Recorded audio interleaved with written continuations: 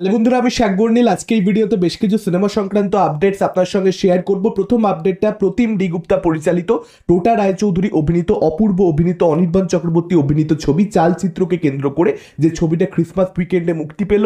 অন্যদিকে খাদান ছিল, সন্তান ছিল, একটা হিউজ বক্স অফিস ক্ল্যাশ, সব থেকে কম শো পেয়েছিল, তারপরে বক্স অফিসে একটা ভালো পারফরমেন্স দেখিয়েছে। ছবিটার ওয়ার্ড অফ মাউথ প্রচন্ড স্ট্রং ছিলাম, জানি এখনো অনেক দর্শক হয়তো হলে গিয়ে ছবিটা দেখেননি, তাদের জন্য সুবর্ণ সুযোগ।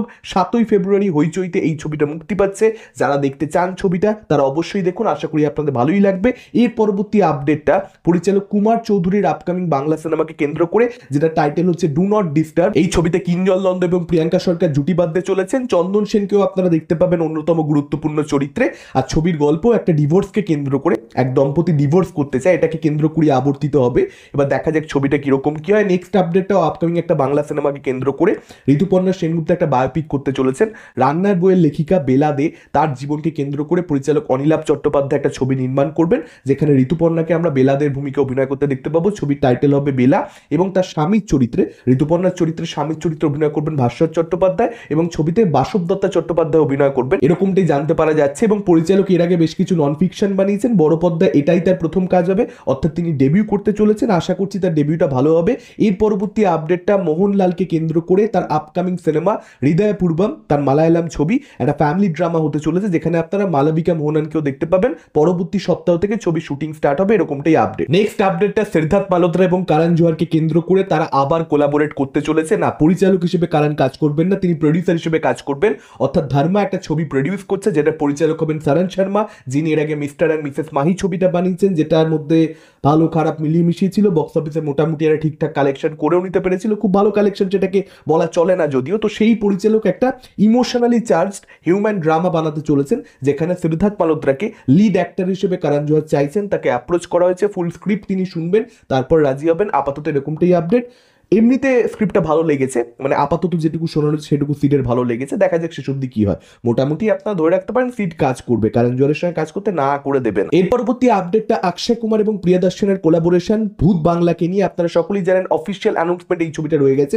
বহু বছর পরে যেহেতু তারা একসঙ্গে আসছে, প্রচুর এক্সাইটমেন্ট ছবিটাকে নিয়ে রয়েছে, একটা বাজ রয়েছে। এই ছবিটার ব্যাপারে নানান সময় নানান আপডেট আপনার সঙ্গে শেয়ার করেছি। তাব্বু থাকতে পারে, ওয়ামিকা কাব্বি থাকতে পারে, যিশু থাকতে পারে, নানান আপডেট এসছে।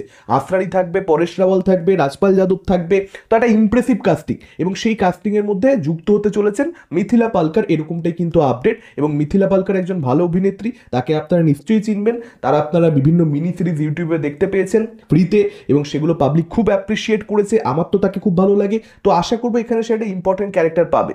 আপডেটে বলা তো হচ্ছে যে হ্যাঁ ইম্পর্টেন্ট ক্যারেক্টার পাবে। এখন দেখা যাক একটা এরকম এনসেম্বল কাস্ট সেখানে কতটা কি সে গুরুত্বপূর্ণ চরিত্র পায়। আশা করবো ছবিটা ভালোই হবে। এর পরবর্তী আপডেটটা নিতেশ তিওয়ারি রামায়ণকে কেন্দ্র করে, যেখানে আপনারা রণবীর কাপুরকে প্রভু শ্রীরামের ভূমিকাতে, মা সীতার ভূমিকাতে সাই পল্লবীকে, এবং রাবণের ভূমিকাতে ইয়াশকে অভিনয় করতে দেখতে পাবেন। ইয়াশের ডিসেম্বর মাস থেকে, ডিসেম্বর 2024 থেকে অ্যাকচুয়ালি শুটিং স্টার্ট করার কথা ছিল, কিন্তু নানান ধরনের ডিলেজ হয়েছে, যে কারণে মেকাররা ইয়াশের পোর্শনটা, অর্থাৎ রাবণের যে পোর্শনগুলো, সেগুলো মার্চ 2025 থেকে, অর্থাৎ এই বছর মার্চ মাস থেকে ইয়াশ কিন্তু শুট শুরু করতে চলেছেন।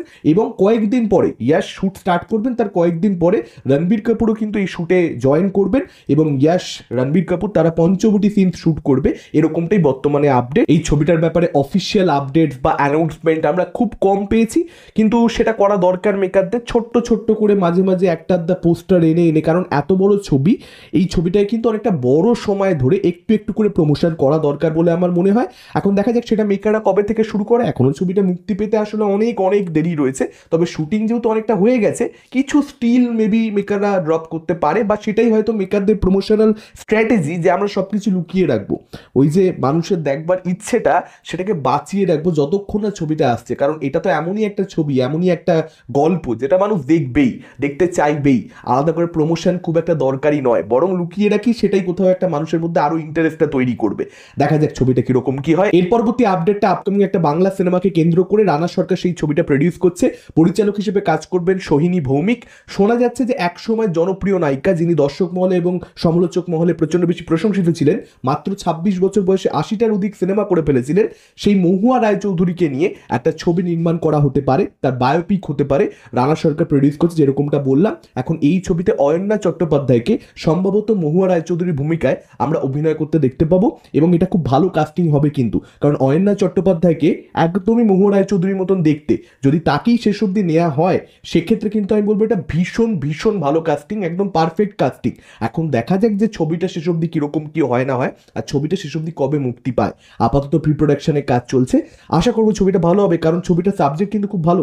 মহুয়া রায়চৌধুরীর জীবন প্রচণ্ড বেশি বিতর্কিত, এবং তার মৃত্যু সেটাকে কেন্দ্র করে নানান রকম রহস্য, নানান রকম থিওরিজ, ফলত এই ছবিটা কিন্তু খুব ইন্টারেস্টিং হতে পারে। এর পরবর্তী আপডেটটা SSMB 29কে কেন্দ্র করে, অর্থাৎ যে ছবিটার টাইটেল এখন অব্দি অ্যানাউন্সমেন্ট করা হয়নি, মহেশ বাবুর সঙ্গে SS রাজামৌলির কোলাবোরেশন। আমরা সকলে জানি প্রি প্রোডাকশন বহু বছর ধরে চলছে, এবং সেই ছবিটাতে প্রিয়াঙ্কা চোপড়াকে দেখতে পাওয়া যাবে। সেই আপডেট প্রিভিয়াসলি আপনার সঙ্গে আমি শেয়ার করেছি, এবং পৃথ্বীরাজ সুকুমারনকে এই ছবিতে অভিনয় করতে আপনারা দেখতে পেতে পারেন একটা গুরুত্বপূর্ণ চরিত্রে। এরকম আপডেটও কিন্তু ছিল, নিশ্চয়ই আপনারা মনে থাকবে। সেই ক্যারেক্টারটা পৃথ্বীরাজ করছে না, কোনো কারণে ঠিক মতো এগোয়নি তাদের মধ্যে আলোচনা, যে কারণে পৃথ্বীরাজ সরে দাঁড়িয়েছেন, এবং তার জায়গাতেই তার ক্যারেক্টারটা এখানে জন আব্রাহাম প্লে করতে পারেন। আপাতত কিন্তু সেরকমটাই আপডেট, মেকারদের তরফ থেকে জনকে কিন্তু অ্যাপ্রোচ করা হচ্ছে, এটাই কিন্তু মিডিয়া রিপোর্ট সাজেস্ট করছে। এবার দেখা যাক শেষ অবধি, মানে দেখুন, এটা বলার অপেক্ষা রাখে না যে জন ডেফিনেটলি ছবিটা করতে চাইবে। জনের কেরিয়ার এখন যে জায়গাতে রয়েছে, সে যদি একটা SS রাজামৌলির ছবি করে ফেলে, এবং SS রাজামৌলি তাকে যদি একটা প্রপার ক্যারেক্টার দেয়, চান্সেস আর হাই যে দেবে, সেক্ষেত্রে কিন্তু তার কেরিয়ারটা একদম রাইট ট্র্যাকে ফিরে যেতে পারে। আর রাজামৌলির সঙ্গে ছবি করা মানে দেখবেন জন আব্রাহাম বড় বড় ছবি তেলুগু ফিল্ম ইন্ডাস্ট্রিতে আরও বেশি পাচ্ছে, বা তামিলেও পাচ্ছে, সাউথে সেও ঢুকে যাবে, যেটা অলরেডি স্টার্ট হয়ে গেছে। যে হিন্দির লোকেরা সাউথে কি কাজ করছে, সাউথের লোকেরা হিন্দিতে এসে কাজ করছে, সেটা কিন্তু জনের কেরিয়ারের জন্য ভীষণ ভালো হবে। ফলত আপনারা নিশ্চিত থাকতে পারেন যেখানে জনকে কিন্তু আপনারা দেখতে পেতে পারেন, যদি সত্যিকার এই আপডেটটা সত্যি যে মেকারে অ্যাপ্রোচ করেছে, তাহলে জনকে আপনারা হয়তো দেখতে পাবেন, এবং সেটাতে আমি প্রচণ্ড বেশি খুশি। আর প্রিয়াঙ্কা চোপড়ার সঙ্গে ইনফ্যাক্ট তার কিছু সিন থাকবে, সেটাও বলে দেওয়া হচ্ছে, যেটা হায়দ্রাবাদে শ্যুট করা হবে।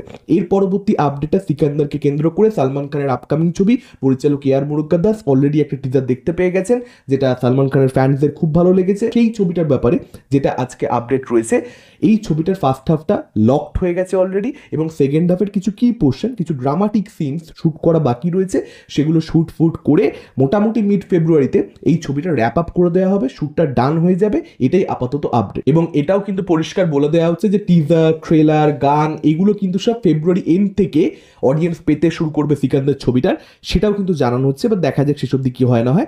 ডেফিনেটলি দেখুন, এই ছবিটার রিলিজটা তো খুবই আগে, এবার ঈদ সামান্য আগে পড়েছে, ফলত ফেব্রুয়ারি এন্ড থেকেই স্টার্ট যে হয়ে যাবে, এটা একটা কমন সেন্স, এটার জন্য খুব একটা আপডেটের দরকার নেই। আপনাদের কি মতামত এই আপডেটগুলোকে কেন্দ্র করে? কোন আপডেট নিয়ে আপনারা সবচেয়ে বেশি এক্সাইটেড? ডেফিনেটলি আপনারা সেটা আমাদের কমেন্ট করে জানাতে পারেন। এই ভিডিওটা ভালো লাগলে লাইক করতে পারেন, শেয়ার করতে পারেন। আমাদের চ্যানেল নতুন হলে চ্যানেলটাকে অবশ্যই সাবস্ক্রাইব করতে পারেন। আজকের মতন টাটা, চোখ রাখুন পরবর্তী ভিডিও।